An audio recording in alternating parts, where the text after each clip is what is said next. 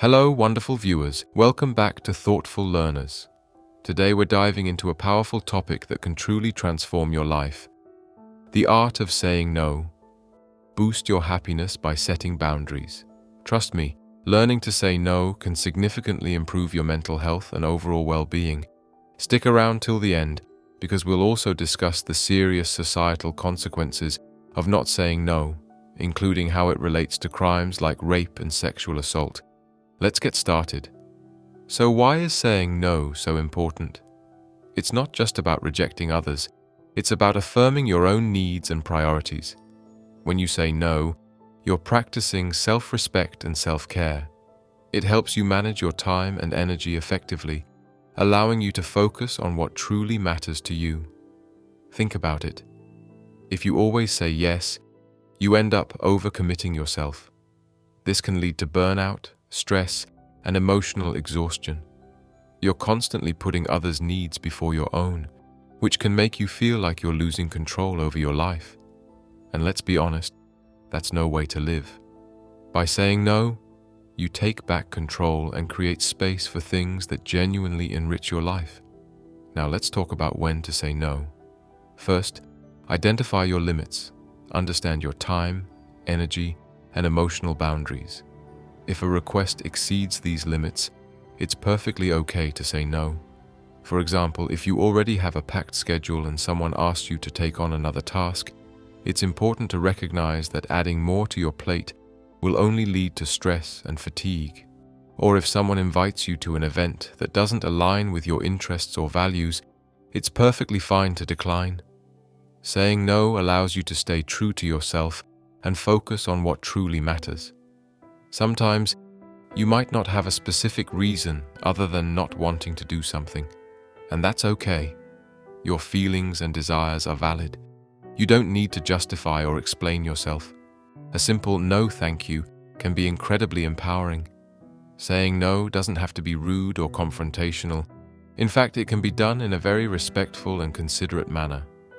Here are some tips to help you say no politely and effectively. Start with honesty and directness. Use clear language to express your decision. For example, I appreciate the offer, but I can't take on any more commitments right now. This way, you're being straightforward without leaving room for misunderstanding. Offering alternatives can also be a good strategy. If you genuinely want to help but can't commit to the specific request, suggest a different way to assist. For instance, I can't join this project, but I can help with another aspect. This shows that you still care and are willing to support in a way that works for you. And don't forget to set boundaries. Communicate your limits clearly and consistently. For example, I prefer not to discuss this topic as it makes me uncomfortable. By doing this, you establish what is acceptable for you, and others will learn to respect your boundaries. Many of us struggle with guilt and a sense of obligation when saying no.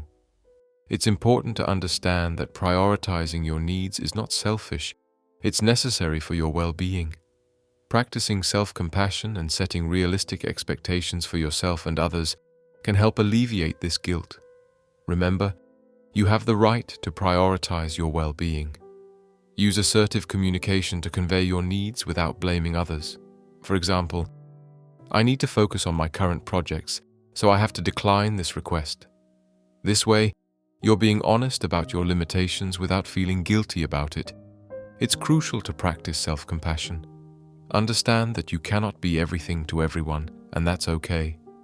By setting boundaries and saying no when necessary, you're taking care of yourself, which in turn allows you to be more present and effective in the commitments you do take on. Saying no is a sign of self-respect. It shows you value your time and needs. When you respect yourself, others are more likely to respect you too. By setting boundaries, you create space for activities that truly matter to you, leading to a more balanced and fulfilling life. For instance, if you're always saying yes to social invitations out of a sense of obligation, you might find yourself feeling drained and resentful. However, if you start prioritizing your own needs and say no when necessary, you'll be able to engage in social activities that you genuinely enjoy, and that energize you. Moreover, setting boundaries can strengthen your relationships. When you are clear about your limits, others will understand and respect them. This mutual respect fosters healthier, more balanced relationships where both parties feel valued and understood. Now let's talk about a critical issue: the societal consequences of not saying no. In many cases, crimes like rape and sexual assault happen because individuals feel pressured to comply instead of asserting their boundaries. This tragic reality underscores the importance of teaching everyone to confidently say no and respect others' boundaries. When we fail to set boundaries, we send a message that our needs and safety are less important than others' desires. This can lead to a cycle of exploitation and abuse. It's crucial to understand that saying no is not just about personal well-being, but also about creating a safer and more respectful society. For example, in situations where someone is being pressured into unwanted physical contact, the inability to say no clearly and firmly can lead to serious consequences. It's important to empower ourselves and others to say no in these situations to protect our safety and dignity. Never put others' interests over your own safety and well-being. It's essential to assert your boundaries firmly and teach others to do the same. So, there you have it.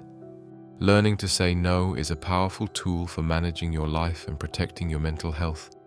Remember, it's not about rejecting others, but about valuing yourself and your needs.